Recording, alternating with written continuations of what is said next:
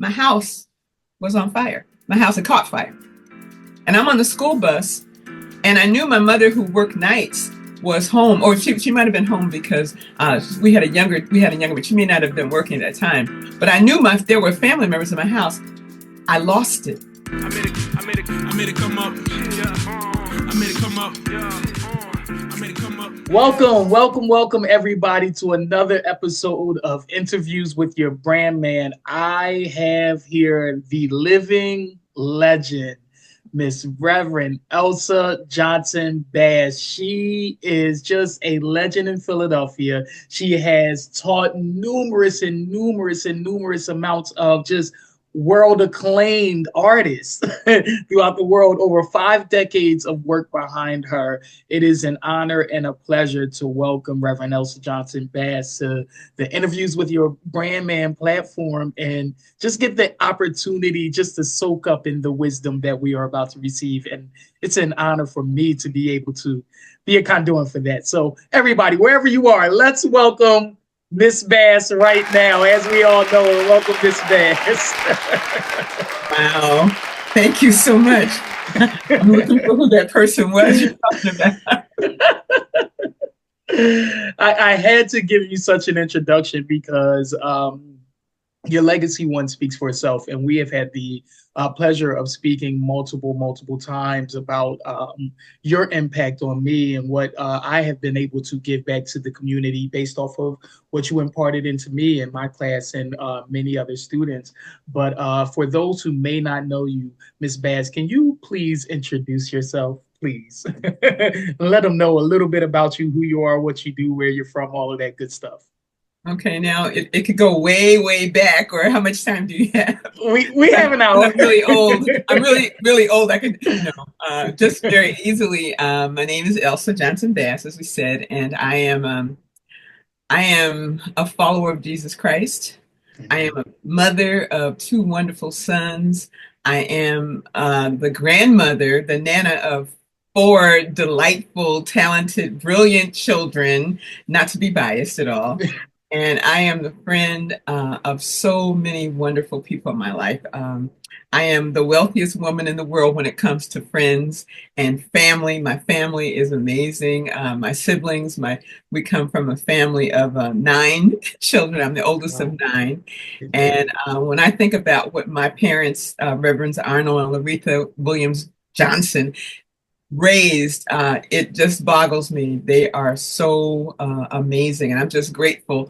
And I am a lover of theater, a lover of people, a lover of food, and just somebody who's grateful to be alive. My life has not always been sunshine and roses, but all along the way, I learned that the Lord walked with me, protected me, helped raise my children, and I am just blessed to be part of this village. And I love what I'm doing in Philadelphia, and I love what you're doing in Philadelphia.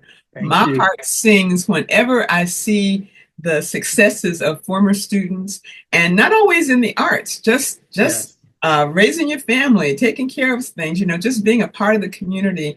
I love it, and it just blesses my heart. So that's enough. I'm gushing enough already.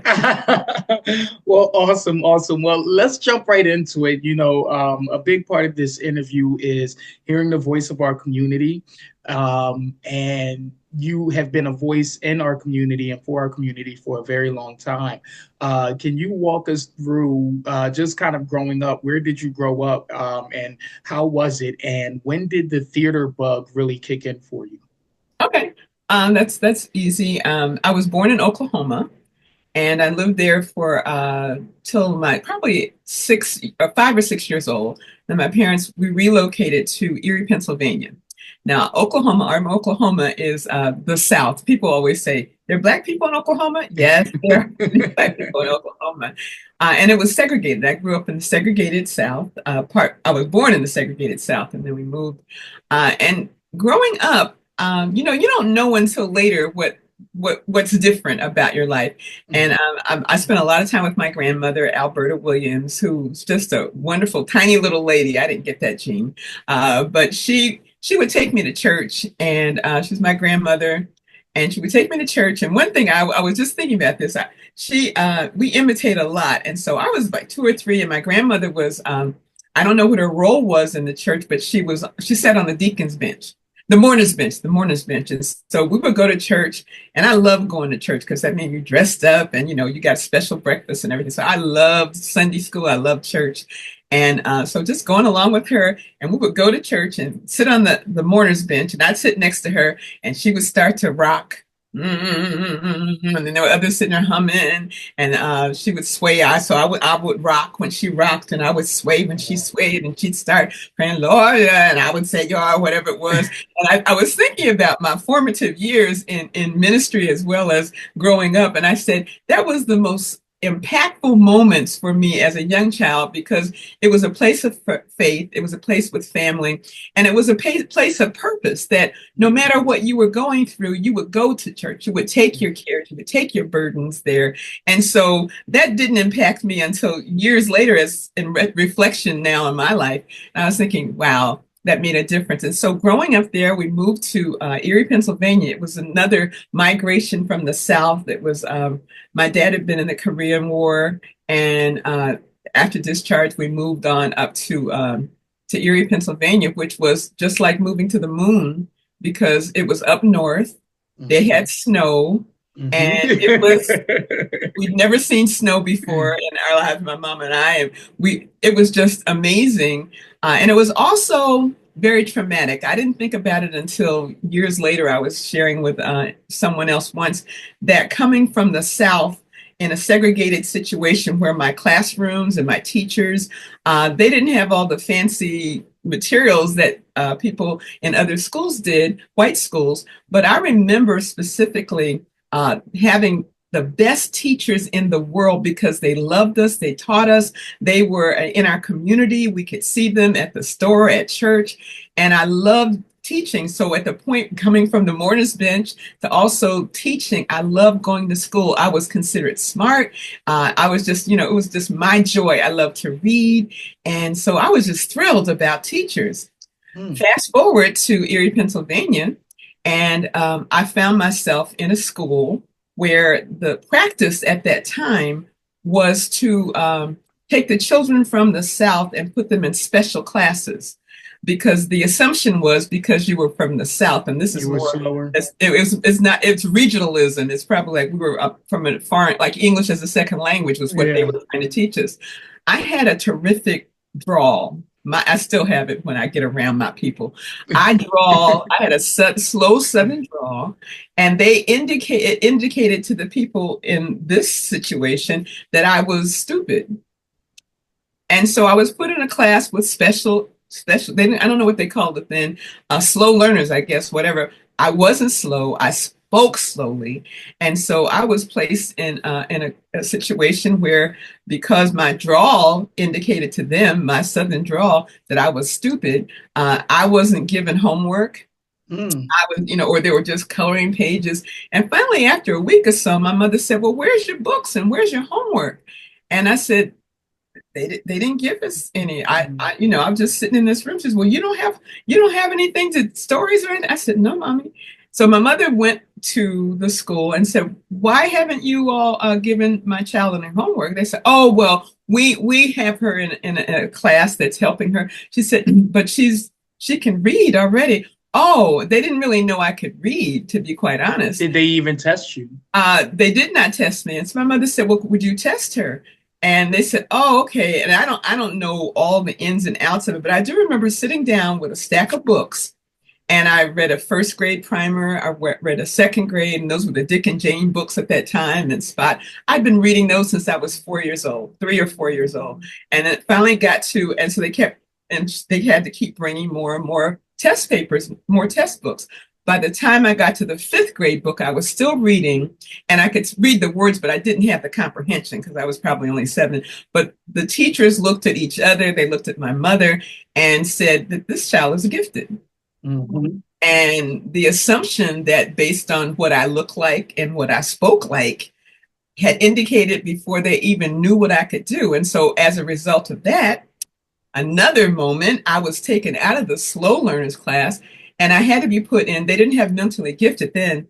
It was the smart class, whatever they called it, which was a problem then because there were no Black children in that class.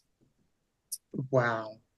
Regress to segregation. Wow. At least segregated. I was with people of my color, my peers, people who loved me, people who had an investment in me.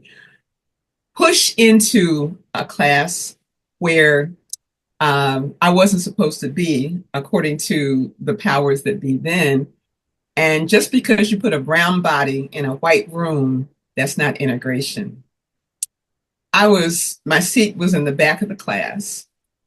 And the students, I remember probably the meanest things were things like, oh, if you would take a bath, you wouldn't look so dirty. If they would say things, and I'm here, I'm 7 years old, second grade. My mother said, you just don't talk, just do your work. And so we were of the frame of mind, whatever the teacher says and does, that's right. So you go on. The teacher, I don't recall her at all, but I do remember that one little girl said, well, if you drink out of the water fountain, I'm not going to drink out of it. And I told my mother, she said, well, then she's going to be thirsty because you're going to drink out of the water fountain and you're going to go into that school. And we didn't grow up like telling on the teacher this. No, the teacher knows what they're doing. You just follow them. But I discovered that I saw injustice at an early age. One incident, we were having a painting class and a girl knocked the paint thing over. And she said, I did it. And so the teacher made me clean it up. Now here, over 60 plus years ago, that still resonates with me. But there was light. There were some children who were kind. And so over time, I was going to go, it made me a better student because my mom says, you know what, no matter what, they can't take this from you. Whatever's in your head. So we would study, we would do classes at home. I had younger siblings by then, 3, I think, at that time. But it was so amazing to me that even as a child, I recognized that there was such a difference made from my comfort of being in my community in Oklahoma, and then my trauma of. And I love to learn, I love to read, but thanks be to God, there was another opportunity, the church. Because when we came north, we found a church to attend, and that was my rescue, my literal salvation. The church in Erie, Pennsylvania. The church in Erie, Pennsylvania was a Black church, 11th Street, West 11th Street Church of God in Erie, Pennsylvania. And there we found people who were loving, some who had come from the South. It was the antithesis of what I was experiencing in elementary school. And it was so close to what I experienced in early childhood in Oklahoma. So I think about that often. And even in my faith walk, before my call to the ministry, and it didn't fit together, but then it started to make me understand that in every situation, God is there. In every circumstance, and like Jeremiah 29:11, I know the plans I have for you, and they are for prosper. And it may not feel like you're being prospered. They may not feel like there's good. But I started to, connect the dots not too long ago. And someone said, you should write your story. I said, I don't know, but I can't remember it all, but maybe this will help. And I was thinking that I was then ushered into a wonderful congregation with young people like myself. And we had Sunday school, Bible study, youth fellowship, and they thought I was smart. And I was, but there was someone who recognized the abilities that I had. So when I think about students that you teach, okay, you may not be so great in this math class, but let them go into a science class or let them go into, a history class. And so making those judgments about children and people in general, I learned a long time ago that I did not ever want to be treated the way I was treated early on. And some things I wouldn't even tell my parents. I wouldn't even tell them. You just suck it up. But when the test scores started coming out and they started to see that my name had to be on the list because I tested high with so many others, it was undeniable. And then I found some teachers who recognized the injustices as well. But back to church. Church was wonderful. We did plays, we sang songs, we memorized scriptures, we went to cookouts. It was just a family because I had no blood relatives there. And Okay. then we found Because your grandma didn't come with you to no, Erie, no, no. Pennsylvania. We're the only everybody in the South like, what are you doing? Why are you doing that? And And so why the move? the move was to find work Okay. because it's like the Great Migration. There were factories. So after the war, the Korean War, there were all kinds of jobs available. There was a hope for a better life, and it did provide opportunities. My dad, as a veteran, you get certain, I guess, points or whatever. So the steel industry in Erie, Pennsylvania, at that time was Mm-hmm. markedly different than things are now. And so there were factories that ran 24 hours. You could have, and supposedly it was much better than some of the things that were happening. It was much better in terms of opportunities for housing and for even education. And I think that they weren't ready for the influx. They needed the workers, but the city and it didn't quite figure. I don't know how they figured out people were going to work, but people of all ethnicities migrated to northwestern Pennsylvania and created an amazing set of opportunities for people. Your incomes go up. You get to buy houses ultimately. Mm-hmm. So things were happening. So that was key. And I think we see it. They didn't call us immigrants, but in essence, we were immigrants from the South. Mm-hmm. And we know how Americans sometimes can treat immigrants. So looking backward, I think about how I did make a friend, and I think she was all you need is one friend. I've always said, if you just find one friend back at school, and then you had a lot of friends at church, then it started. And then I had siblings, my brothers and sisters. So I became the teacher of my brothers and sisters. I taught every one of them. Where were you? Where are you in the line? You said there were 9 of you. Where I'm are number you in the one. line?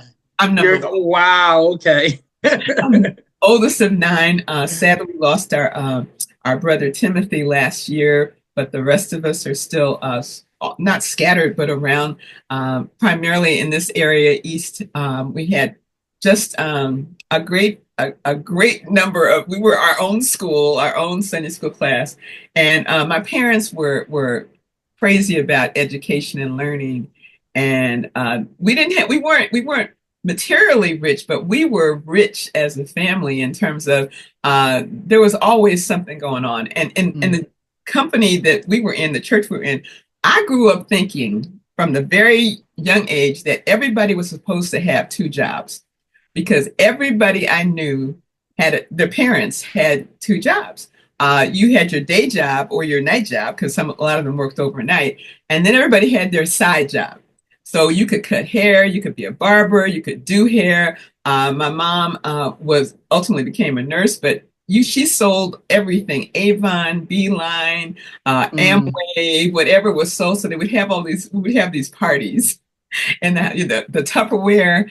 And I just thought, well, that's what you have to do. You have to have your work, then you have to do more work, and then you go to church. So our ethic was, you're not working, you don't have 5. What's wrong with you? You lazy?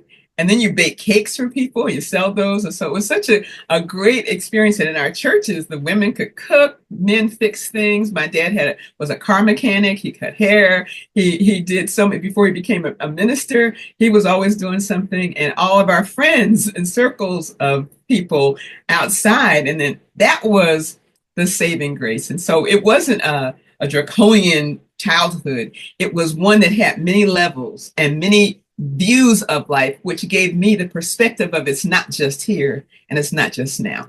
Sorry, talk so long. No, you're good. I was trying to remember the name and I had to Google it because I'm like, I don't want to mess it up. But it reminds me of Dr. Claude Anderson. He talks about how segregation, in a sense, was good, where integration. He talked about exactly what you mentioned, how there was such a strength in community before the integration occurred, and how that kind of demoralized, in a sense, the community aspect by trying to kind of blend in and yeah, like did you experience that? Because you spoke on I have two questions. One is, you experienced, as the first of nine, you experienced racism. It's very interesting that you experienced it in the South in a very segregated manner. And in that segregated manner, there was community, there was belonging. You still were able to learn at your level, it seems. And then you come to Erie, Pennsylvania, where it's up north, there are more jobs, but you're in a school now where you would think, because you're up north, that because it's integrated, it's still segregated in the mind. And so you experience that. So you were automatically, because of how you spoke, automatically put into a slow learning class. And if your mom never challenged it, you would have stayed there. and like many of the children probably, which it happened to, and it challenged, and then you were placed into a higher level course, of course. And but then being there integrated in that situation, it was still segregated. So I have a lot of questions. One, how was the learning in that environment? Now, did you still long for the community that you had in the South? Two, were you able to usher your brothers and sisters through this process a little better because of your experience with like you said, the regionalism and then the racism, right? So you were dealing with multiple things there. And three, how long did that last? You said you found a friend. How long did that last? Did you go through the Erie school district, the entire Erie school district, and did you experience that all the way through at every level? Okay, I had to you made me take notes. Yes, I'm sorry. I longed for family in back home, and I longed for community. And I think that, and at one point I felt like, and it's been said that sometimes integration was the worst thing that happened in some communities. Mm-hmm. Because there wasn't a plan for because mm-hmm. the whole notion at that time, this is in the 50s, I'm a dinosaur. In the 50s was where America is one great melting pot. And, after coming through World War II and the Korean conflict, by those times, there was a rah-rah, and we bought that, the flag, we had all those things were possibilities, but they had limitations. And so I did long for family, and I did long for friends, but the church helped fill the void the church in Erie helped fill the void.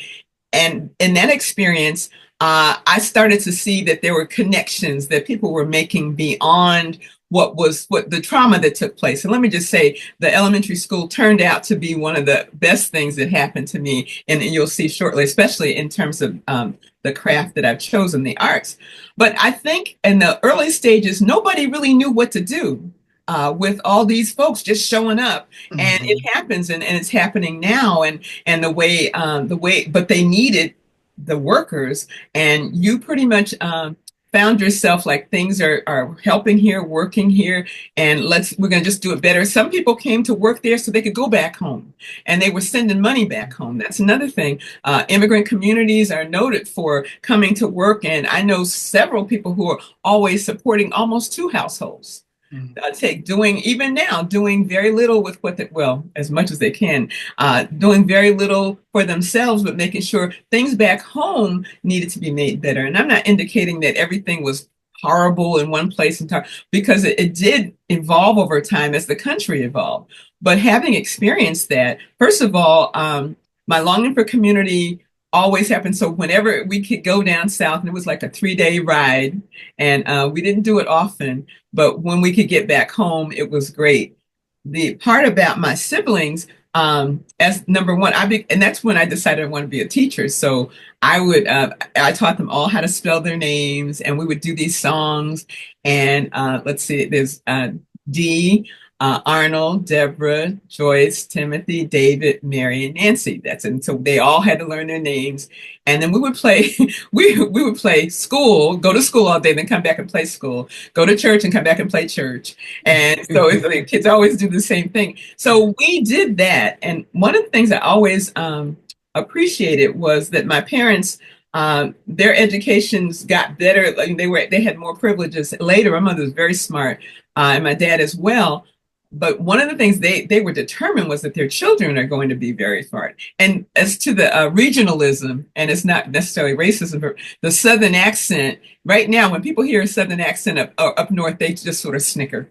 And I was watching President Kenneth Carter's funeral the other day, and I said, even when hi, I'm Jimmy Carter, it was always something sort of a little snicker because he had a Southern accent. And then his family members, my younger siblings did not have that problem because they were born in the North.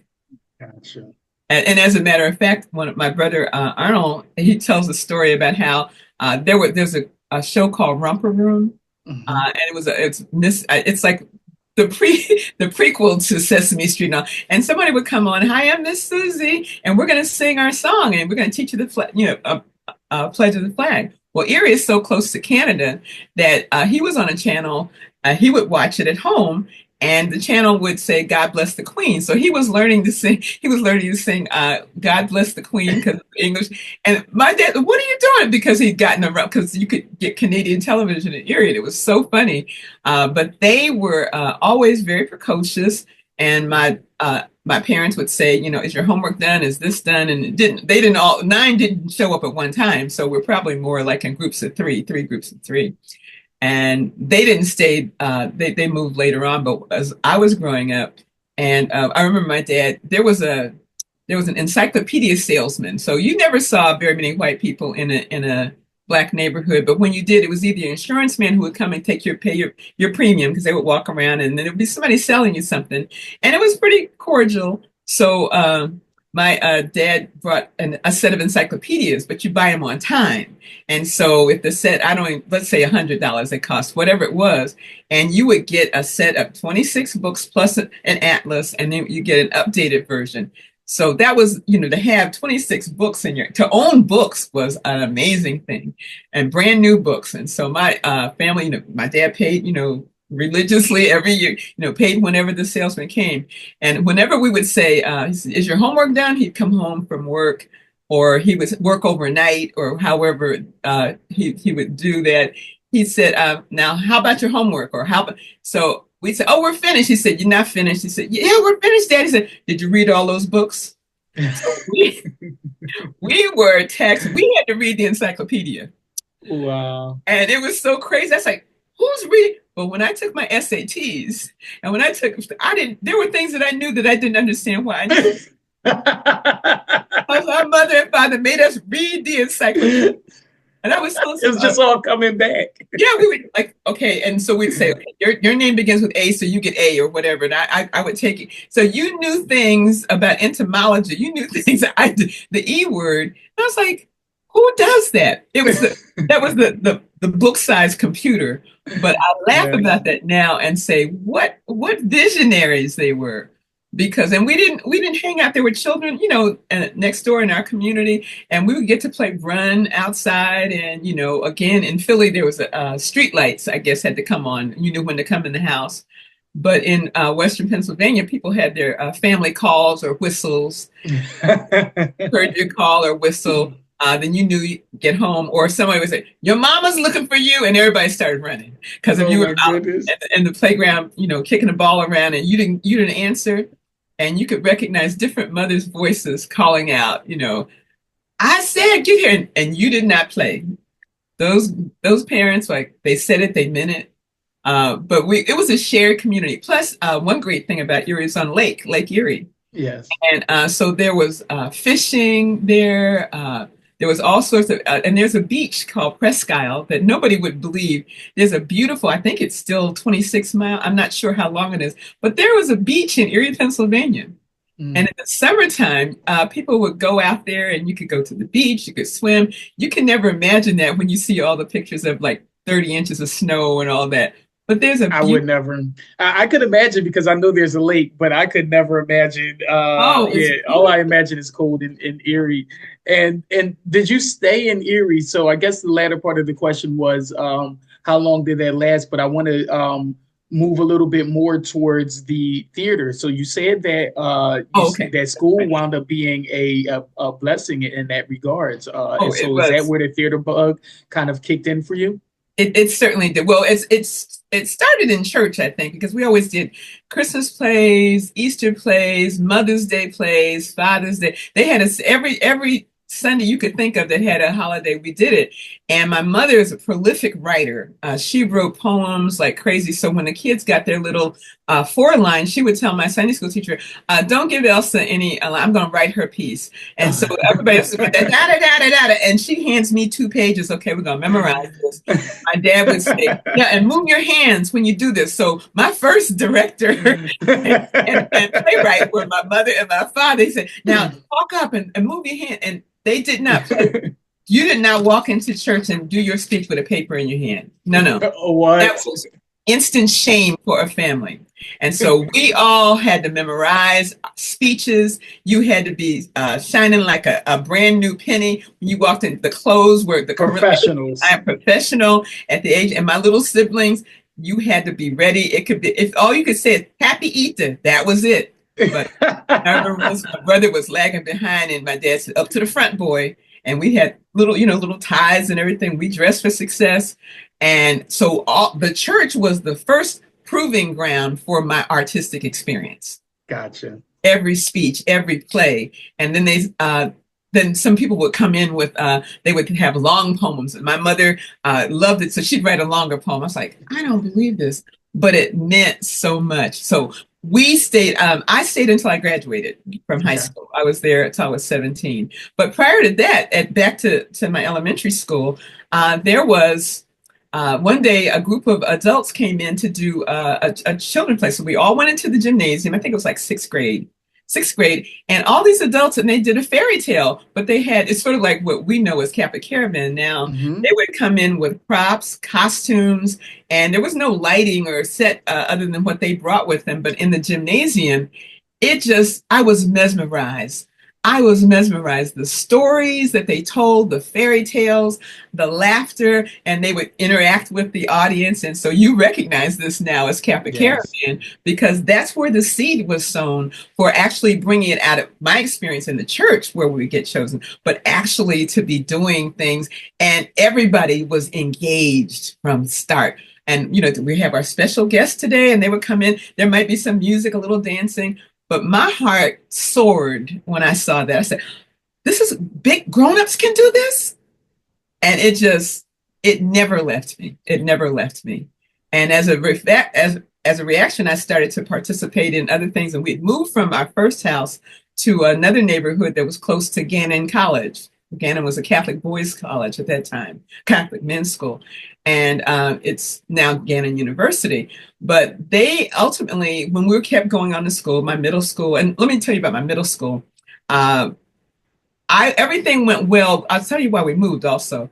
When I was going into my 7th grade year, I graduated well. I won an award, and my dad, that was one of those low seasons in the steel industry.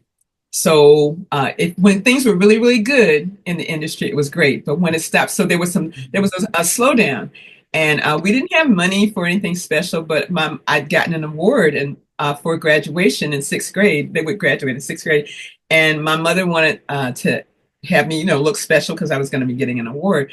But she was going to make it, and so Daddy said, "Well, we didn't have the money to go buy a dress or anything." And so Mom said, "That's okay. I can sew." She'd been sewing our clothes all along. And so one day he came home with this long box. And because my dad was a fisherman and a hunter and everything, he had, always had out. So I guess something else that he needed to help feed his family. This long box. And he said, "Here." And he handed me a box to me. This is right before graduation.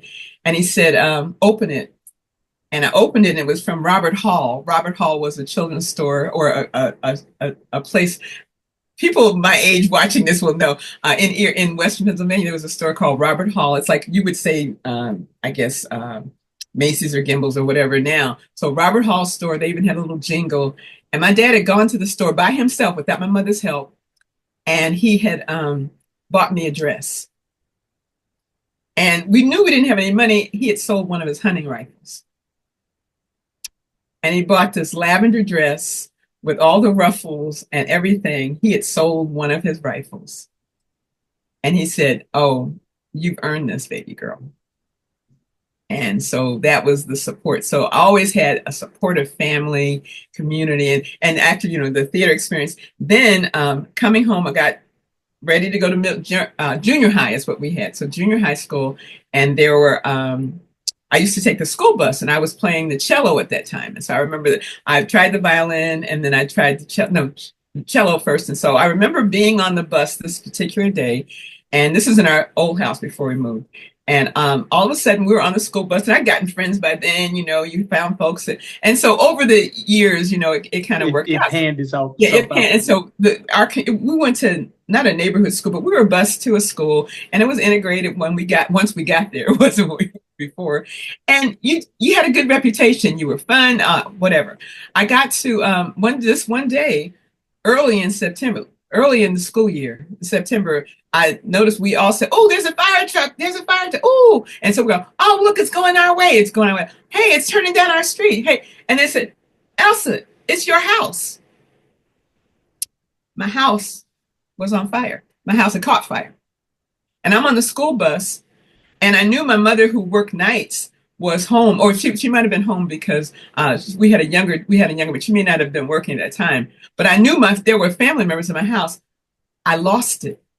And the fire had been contained. There were still trucks there. There were still other things, but I just started to scream. I remember just screaming, and one of my neighbors ran up and said, "They're out there. Everybody, your mother and they're fine." I could not. And I was 13 years old, and I just lost it. And so they took me, to where my parents had been. My mother and my younger siblings were. And they said, "Okay, you're going to be all right. You're going to be okay." But it was terrifying. Mm. And another shift happened in my life, because it looks like a tragedy, and it felt like a tragedy. At the moment, it was tragic. But as I look back over my life and I think things over, I can truly say that I have a testimony. As a result of that fire, we moved out of this area, which was a project. We actually were living in the projects up until that time, pretty much. And but the projects, I'm sure, wasn't the projects, the same type of project. It sounds more like a community.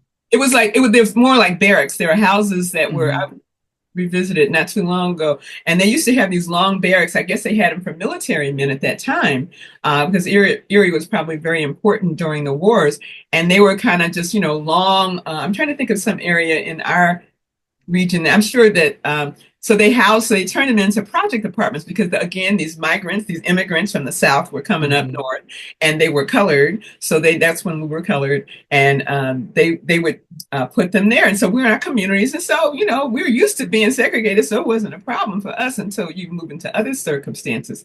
And so one of the things that happened there, we moved out of that community into another community, and actually our first house was over the church. The church that they, and I will always and forever donate to the American Red Cross. Forever, as long as I have any wherewithal to do so. The American Red Cross came through for our family of, at that time, it might have been about 5 or 6 people, 6 kids, I'm not quite sure. They came through and they gave us everything we needed. They made sure we had a place to stay along, and the church offered as well. And whatever, I don't know all the things that had to take place, but we were taken care of. And I tell people, I said, I don't care whatever happens, I will always be a donor to the American Red Cross. So y'all make sure you make your donation. You see what's going on in California, around the world, no matter where it is, and volunteer whatever you can. Because that's one of the things, it's just burned into my memory. They treated us so well. As a result, I changed high schools to one of the better high schools in the city. But no, I'm sorry, that's wrong. Let me go back. I was in junior high, and that was another trauma, because that trauma set me on a path to another high school, middle school or junior high, where I had to go with people who had been together since kindergarten, and I was the outcast. And once again, junior high school. First of all, the meanest people on earth live in junior high school. I believe it. Yeah. On the face of the earth, they live in. I don't mean any harm, but it's the truth. It is the truth. I didn't look like anybody wanted to be my friend. I was short. I was black. I was fat. I had big lips. which was a negative, which drives me crazy that people go get implants now. And my hair was and you couldn't win back then. I didn't have, my hair was this long. Oh my Because they were goodness. burning it out with a straightening comb because we didn't know any better. Oh And gosh. so when I showed up, short, fat, black, and ugly, I thought, oh my God, here we go again. Oh my But gosh. I have to tell you, this was Gridley Junior High School, which I don't think even exists anymore. There was a woman there, a teacher. Her name was she was an art teacher, and so for a while, I went on, and so I just kind of put my head down. But then I found some friends, a little, who talk a little bit. But when you look funny, people don't want to be your friend. And so I have always gone out of my way to be the champion of anybody that was being misused. Always. I will fight you in the street for anybody, students, teachers, anybody. So when I got to this middle school, junior high, and I would just keep my head down, and we walked at that point. So thank God we walked from school. That helped me lose weight. And in walking, you start to talk, and there's some kids who were we were in the smart class because my records were still intact, and so I was put in a smart class, and there were other Black students there who actually walked along with us. So we were kind of nerdy before the word nerd existed. And as nerds, we love, oh good, we're gonna do the club today, we're gonna go do science club today, that's what we did. But still there, the trauma of the fire, and then we still had to find housing enough for us, through all that, my parents working through. I mean, when I think about what they went through to raise us the way they raised us, it's just a miracle. And so at that point, one day, one of my teachers came, and her name was Margaret Funk. I think she was a visual arts teacher, and she walked over to me. It was like the third report, and she said, Elsa, I was looking at your report card, and I thought, gee, this doesn't look like this should be you. I said, why? She said, well, I'm going to get in trouble, but I went into your permanent record file. Now, in those days, there was a thing called the permanent record, and teachers would intimidate you, saying, if you're late for school all the time, it's going to go on your permanent record, and you're never going to get a job. If you don't do well, such and such, it's going to. So the permanent record just kind of hovered over us. Wow. Our whole life. I grew up in the age of shame, pressure. And so, I mean, it's like, oh, it's going to be my permanent record. And take our the standardized test. And if you don't do well on the standardized test, you won't be able to get a house. You won't be able to get a job. I mean, I was into the standardized record was over my head. Oh, my Lord. And so I was like, but I tested well because I'd read the encyclopedia. And so I tested well. And so all of a sudden, when your name goes up on the board, along with some of the smart kids, everybody has to kind of like, there's got to be something happening with this little short, fat Black girl. And one teacher, she was always kind to me, Miss Margaret Funk, came outside, and we were sketching trees, and I did love art, and you could sketch. And she said, let me just speak to you. And so she said, now, I might get in trouble, but I went on your permanent record, and I saw your IQ exam. I'm not supposed to tell, students aren't supposed to know that. But this report card reflects nothing that's on your IQ test. That changed my life. And that's, in essence, she said, you're better than this. Wow. I was in like 7th grade. Changed my life because a teacher said, you're smart. Wow. And so did that also inspire you more with teaching? Oh, yeah. I'd always wanted to be a teacher because my mom would sit and comb her hair. She says, okay, Elsa, you're probably going to be, you should be a teacher because you're bossy. My sister Dee, she said she loved nursing. My mom was a nurse. I was going into nursing. And so they would just, especially the girls, they would say, okay, you're going to be this. They would already prophesy over us. Wow. Did you go to school for teaching? I did. As a matter of fact, I went to, well, can I go to high school? How much time? Sure. Okay. So, once I graduated, I was then going to one of the better high schools, one of the best high schools, Strong Vincent High School. It's no longer a high school. I don't even know if it's open anymore, but I went to Strong Vincent High School, and there had a great time. Had a better self-esteem, had gotten some acclaim from educators. My classmates had fun. Some of the kids from my church went to that school. So, you know, it was just a whole nother breath of fresh air. Just imagine, like you were a rock star. I know because you were in class with my son Jared Yes. from kindergarten on. So you were famous all the time. I heard about you all the time in your commercials. I was like, okay, who is this kid named Jared? But and so got to that point, and then that's like high school was great. And my parents, they had a drama club, and since I was allowed to do drama club, and as a result of drama club, I was also allowed to go in the summertime. Gannon College had a summer stock, and they would do musicals and plays in the summer. And they would have community people who could audition, you know, just kind of be a chorus member, not even that. You could just be a hang, but anything theater, and it was in the daytime. And so my mother and father, they said I could go, and it was a group. We would have so much fun, and as a result of that, I just blossomed into loving the arts. And there was a play called Pearly Victorious that was being done in Erie, Pennsylvania in the 60s. And it's been revived on Broadway. It was recently. And I got the role, and they had the big deal was that Erie County Playhouse is one of the oldest continuous playhouses in the country. They were looking for an ingenue to play Ludi Bell Gussie Mae Jenkins. Now, I've been doing Gannon Theater, and somebody at the theater said, why don't you audition? I said, I can't. They're going to have two stars from New York come and do their. They said, go. I went, I auditioned, I got the part. Wow. So I became famous in Erie, Pennsylvania, because I was doing the Erie County Playhouse. That's over 100 years old now. And so then I started doing interviews on local TV shows. Okay. And it was my senior year. I remember my senior sponsor saying, "We're going to have the banquet, and Elsa has to be so because she's got to go do her show." And so It was like I was famous in Erie. And this is still in high school. This is my senior year. So I graduated that year, and then I went to college. But the great thing was that I had a whole background from church to middle school to high school, and so there was this thread, this running theme. Yeah, it was running through. And so I was accepted at Edinburgh University, full ride. And my parents were so excited about it, you know, because I was first person going back to college. And I remember my mother saying, "I'm so glad you're going to go to Edinburgh because it's close enough that Daddy and I can pick you up every Sunday for Sunday school."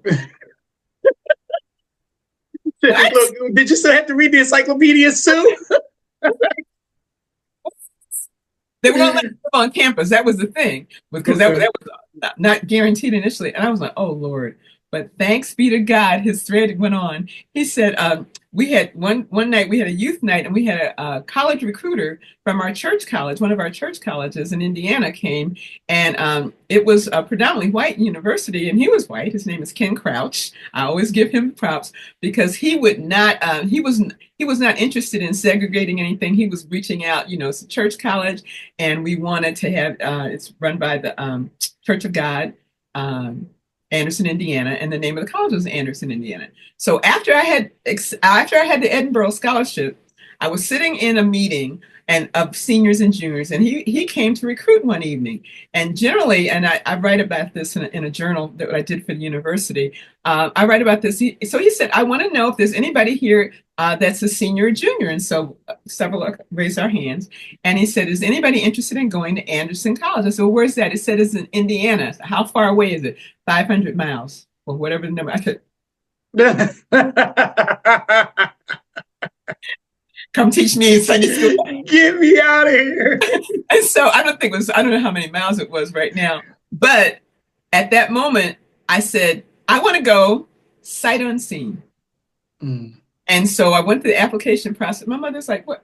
I said, "We'll just see." But because it was a church college, and these were the turbulent you bridge that bond between the college and the church and the Sunday school. This in 1968. It was 1968. And so Dr. King, this was before Dr. King was assassinated.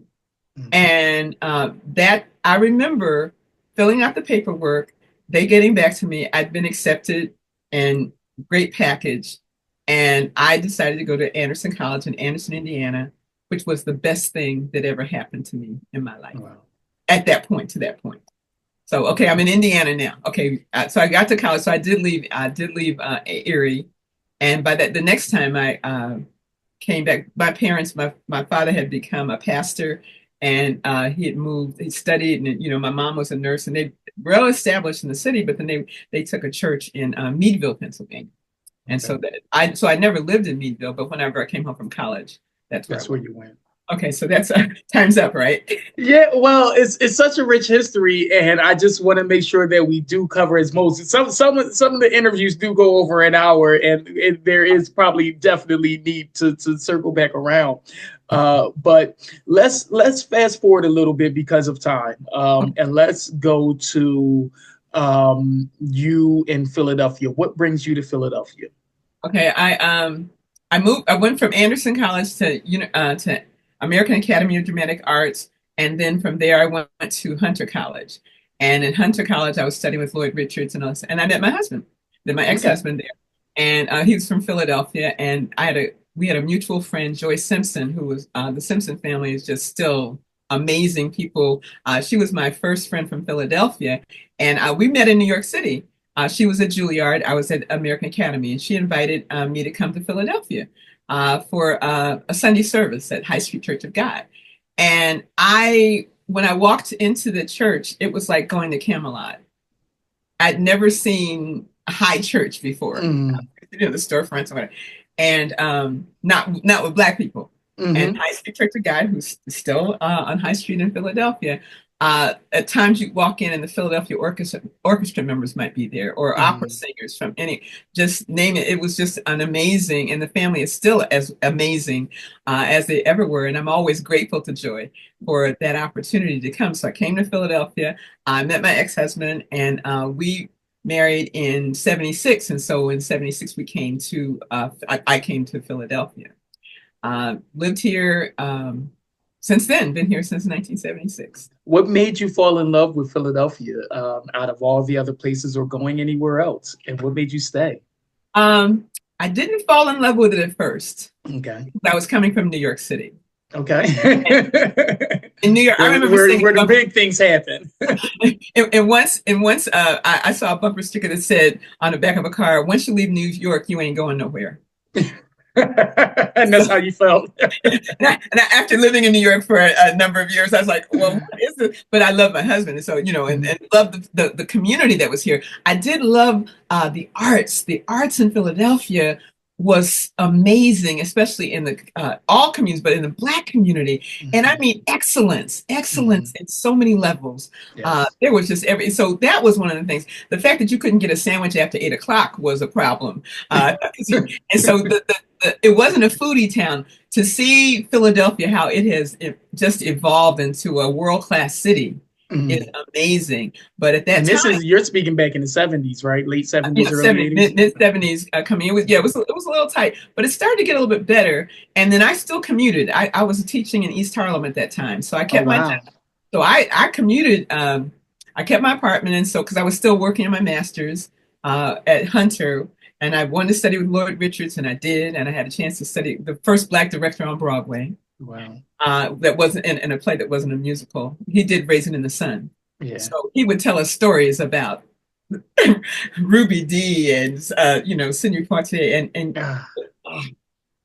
Ah, anyway, those moments and just talking about what could be. mhm. And I'm so grateful I had him before he went to Yale and he met August Wilson and taught him. And I would say, Lloyd, I wanted to be famous. Why not? He said, well, Yale. I said, what happened? I had you first. But wonderful. Okay, so fast forward, moving. So coming back, what I loved about Philadelphia was that the creativity and just the boldness. Mm, We're here, and the communities. It reminded me a lot of Oklahoma. okay. And unfortunately, I didn't get a chance to. I had come from a Hispanic community because I taught in East Harlem, and I learned to speak Spanish that I've lost. I'm trying to get it back because the communities. And so Gonna come back with those encyclopedias. I know.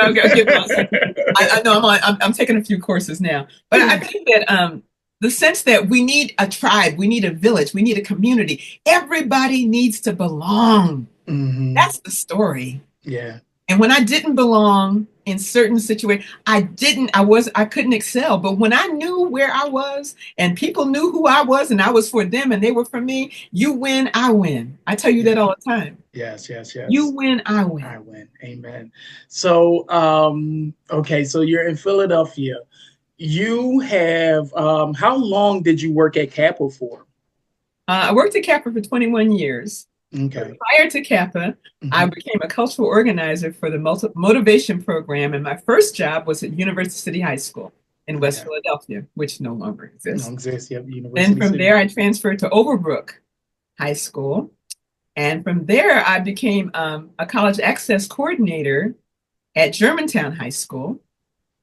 And then after a number of years, and college access coordinators mantra was, you can go to college, we can show you how. The Pew uh, Foundation had granted a few $1 million to the school district of Philadelphia, and they created a position where a college access coordinator could go to comprehensive high schools and tell students who were not in the the higher schools around the standards. So they would say, you can go to college, we can show you how. And as a result of that, I became a missionary for college. Hmm. And we were given funds, we were given access, uh, not without some controversy, because counselors thought we were coming to take their jobs and we weren't. But we had access, and we were also able to work in the community at night. So if your parents couldn't come to school, we could come and fill out your FAFSA form at night. And I was in the Germantown, Chestnut Hill area, and people would come at night, and we would financial aid, we would scholarships, so the whole 9 yards. Plus, I was raising two boys who needed to go to college, and I had to find out how. So, How? as a result, that thread, God placed me in that position for 3 years so that I could change the lives of other people, and Mm. as a result, change the lives of my children. Amen. Amen. So you went from Harlem. You came from Harlem to, and then it was University City, and then to Overbrook, Harlem, University City, Overbrook, Germantown, Germantown, and and then then from Kappa. Germantown to Yeah. Kappa. And they had an opening, and I was like, oh, nobody gets in there. You have to die to get a job. People would say, and so my church started praying. I was like, oh, Catholics is like, oh, you should try. I said, oh, please, it's just not. And so I got the job. Actually, well, we'll have to tell a Mel Williams story later on. But Mel Williams, my friend, and an excellent, excellent, excellent director and coach in New York City right now. I'm getting ready to put Yes, one. yes. Props He to is Mel. my I have to interview friend, him too. master Yes. teacher, and good friend. He and I interviewed at the same time. We both got hired. Wow. Both got hired. Wow. And And did I'll you tell you start the at the truth. new building or the old building? Oh, we were at the old building. And I'll tell you a Okay. truth about the interview, about how we got hired before you interview Mel. So you'll know the truth. Okay. Well, do you want to tell it now? No, I'm not, Off the air? I need him to be on air. I want that story to be told when we're both on because Fair enough. he's getting older, so he might have forgotten. Anyway. Fair enough. So at Kappa, were you able to now kind of hone in, because you spoke about the seed from Kappa Caravan, you spoke about, and you were also well known for the musicals and bringing Broadway to Broad Street, and a level of excellence and musical done by high schoolers.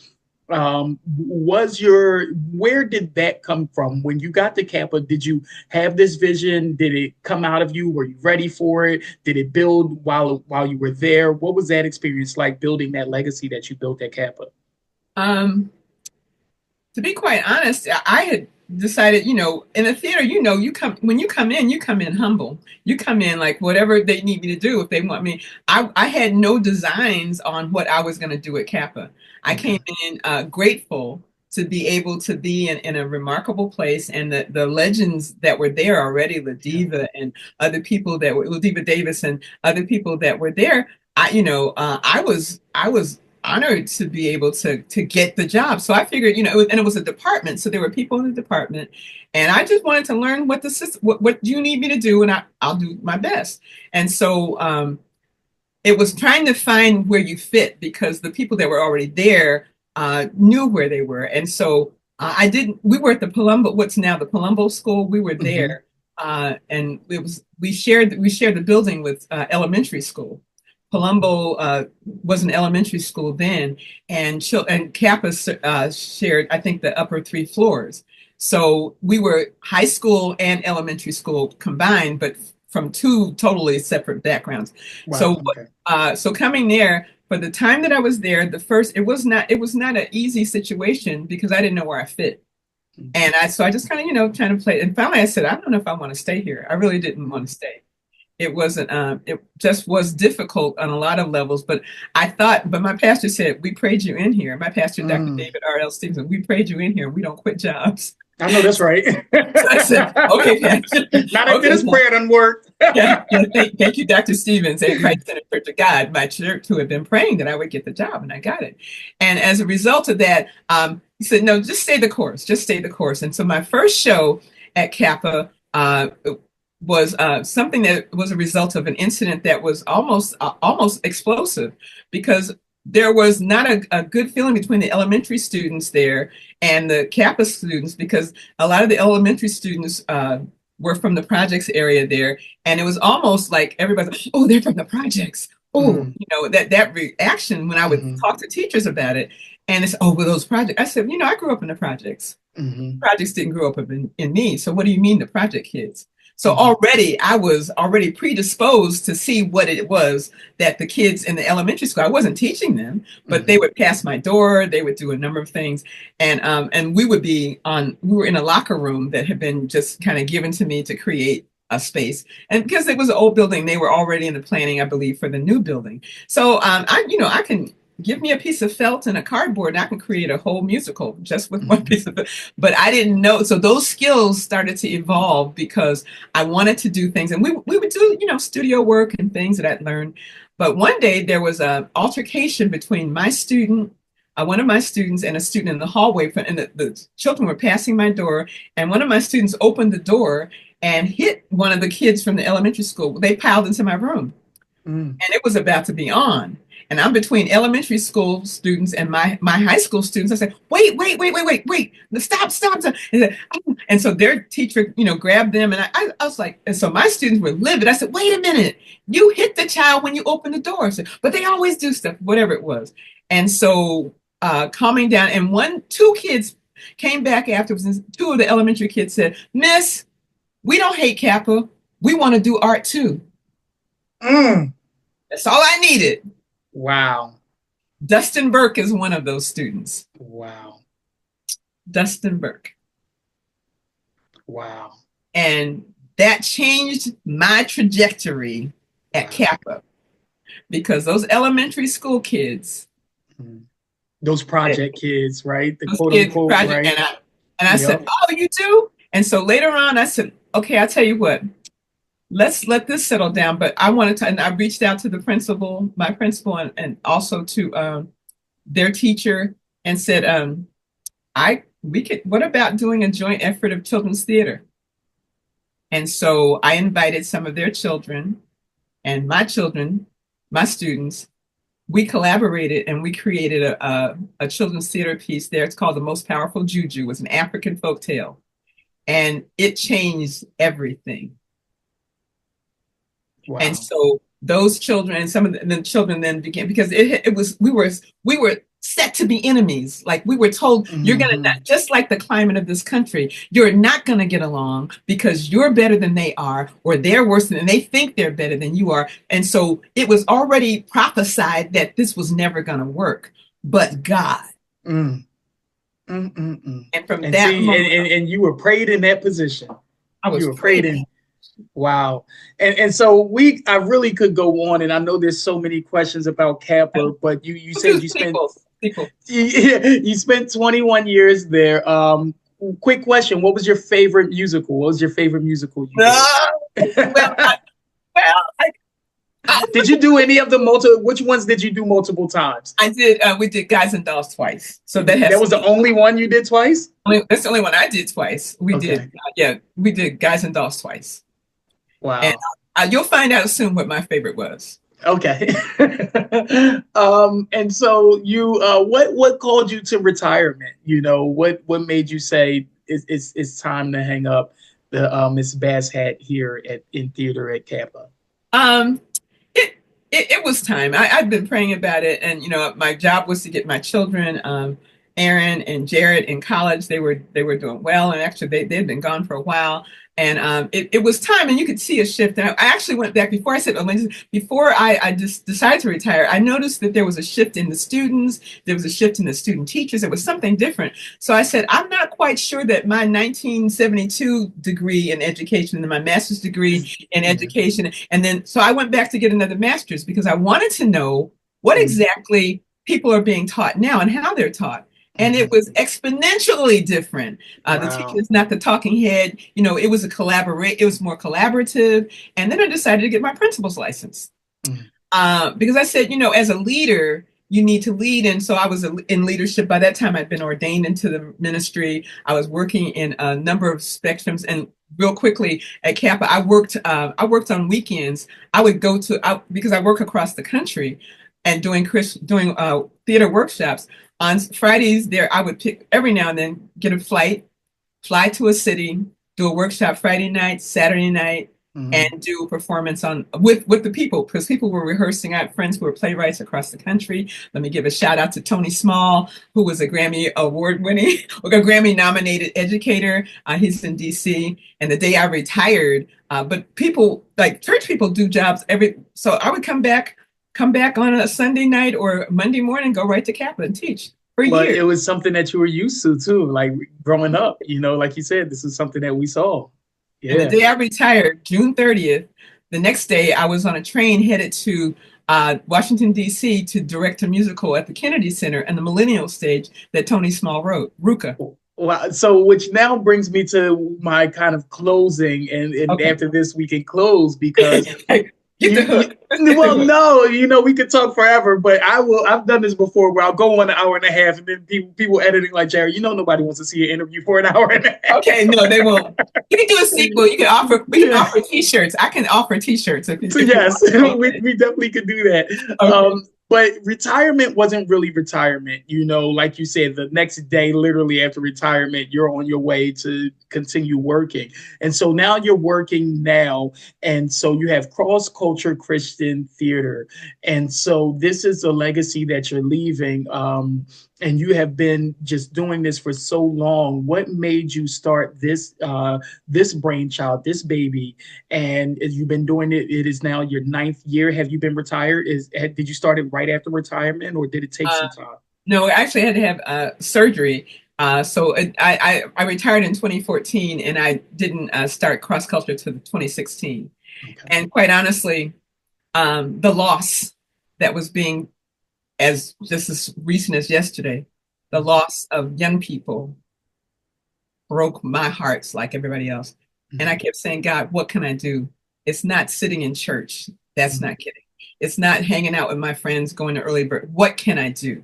Mm-hmm. And I'll tell you, I wrote a piece called I'm Not Coming to Your Funeral. Mm. And it had to do with the young people we were burying on so many levels. And I said, God, what can I do? And the Bible says your gifts will make room for you. Yes. And after a lot of praying and coming out of the heartbreak, but when have you been the happiest? I've been happiest in church and in the theater. Mm. You're already in church.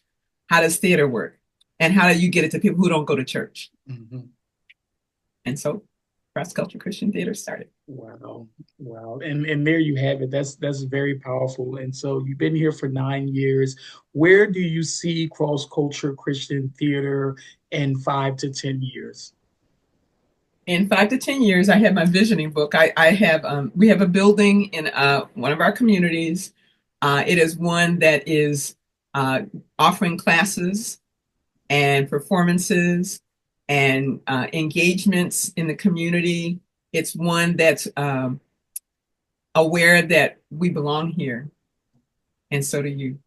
Amen. So what are some of the things that you plan on kind of really bringing home to the people?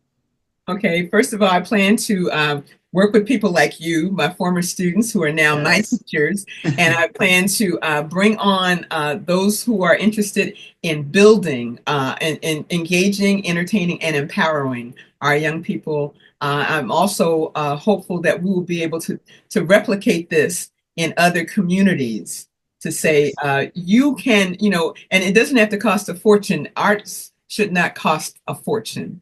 And I think that we have ways and resources, and with our recent well appreciated donation from Boys to Men and Philadelphia Eagles after their Christmas album went Christmas special, that has just caused me already to see a bigger picture. A lot of the things we have, and more donors. We want people to say it's not just theater or drama. It is life.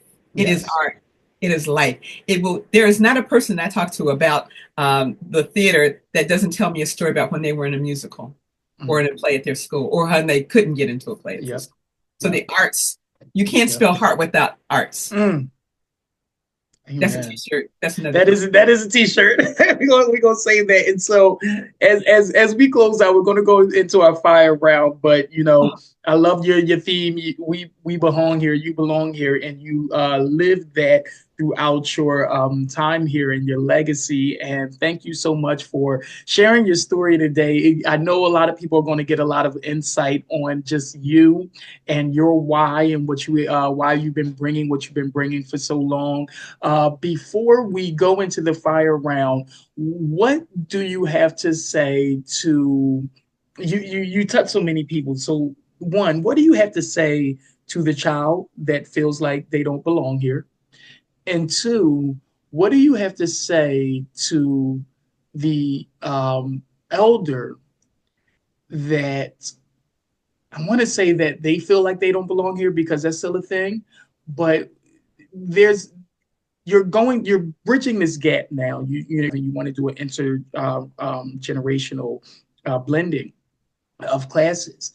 And so I really want to get out of this, like, what should our elders be looking to do and to give back? Like, what would you say to your peers in regards of the time that it is now to give back, and what should they be giving back and looking back to give back to our generation and the next generation of us? I know that was a lot, but I hope that was. I know that's why the interview is so long, because your question is so long. It's not my fault. It's not my fault. That's all. Thank you so much. That's such an important thing. To the children, I think we can capture them early enough. We can get them the scripture I always tell my children: trust in the Lord with all your heart, lean not to your own understanding, in all your ways acknowledge him, and he will direct your path. That's from Proverbs chapter 3, 5, and 6. And I believe also that to say the same thing to my elders, as well as seek ye first the kingdom of God and his righteousness, and all these other things will be added to you. Elders, we are missing a whole crew. In fact, our workshop on Saturday is going to address that we are missing the village, because you can't have a village without elders, and you can't have a village without children. And that middle group is trying to pull it all together, and it's stretching them. And so we need each other. And what I want my legacy to be, Irma Bombeck, who is a journalist, I read her in high school, and her statement is, when I stand before God at the end of my life, I want to say to him, I have nothing left. I used everything you gave me. Yes. And that's my story. Yes, not coming back with that one. Yes. More one talent. That's right. Yes. All right. Fire round question time. All right. I'm just going to shoot about between 5 to 10 questions your way. It depends on how quick we can get through them. You have 5 seconds to answer. If you don't answer in 5 seconds, we buzz it out. And move no, I can't do anything in 5 seconds. This is going to be a good, maybe you get to 3 questions. One question. Okay, one question. All right. Here we go. Question number 1. Do you have a routine before you do a show, and what is it? Me personally? Yes. Pray. Okay. 2, where do you find the most peace? At home. All right, you're getting through. What's something new you learned this week? How to spell something. Fourth question. What's one thing you can't live without? Jesus. Amen. 5. What's the first role you ever auditioned for? You might have answered this, I think. Lutie Bell, Gussie Mae Jenkins, Pearly Victorious, Erie, Pennsylvania, 1968. Hey! 6. What's the last thing you Googled? Google. Google. Musicals. Okay. For kids. 7. Best advice you ever received? Get saved. Amen. Okay, see, you're doing better than ever. We might get to 10. I don't know. I thought you said 5. Well, here's 8. If you could work with anyone, who would it be? Jared Barron. Amen. That was too easy. Who's your favorite actor? Denzel Washington. All right. And I think that is it. That's it. You made it through. Thank you so much. Yes, you made it through our 5-round questions. Thank you so much, Ms. Bass. This has been a wonderful, insightful, blessed meeting. Not meeting. Look, we're so used to having meetings. I know. We need interview. We do need a meeting. But this has been a wonderful interview. It's been a long time coming. I can't wait to get this out to everybody so they can hear the story. I know it's just as intriguing as it is to me to just kind of know the past of the people that taught us, to see where that information has come from. So this has been a blessing to me, just in and you know how it feeds my history. You know, you're a part of my history, and now I'm being able to pass that on down to my children and the children that I teach. And so it's a blessing to be able to know where that all comes from, and comes from a small town in Erie, Pennsylvania. And I also want to thank my Kappa colleagues that I was able to work with, the musical staff, Gail Lazinski, Dorina Morrow, the people who just worked over, they were key. And my Kappa experience, I loved the experience. And I'm so grateful that they're moving forward with the work that they're doing. And I just shout out to them and for the work. Don't give up. Don't give up. Yes. And that would be, well, you just took it away. I was just going to say, are there any last things you would like to say before we wrap up this meeting? This interview, before we wrap up this interview. Right. Just I'm in love. I'm in love with life. Amen. Amen. Well, with that being said, everybody, we thank you. We thank you. We thank you for tuning in. This has been Reverend Elsa Johnson Bass, the incredible Reverend Elsa Johnson Bass. Thank you so much for your time in this interview. And until next time, everybody, this has been Interviews with Your Brand Man. You all stay blessed. See ya. Thank you. I made it come up. Yeah. I made it come up. Yeah. I made it come up. Yeah.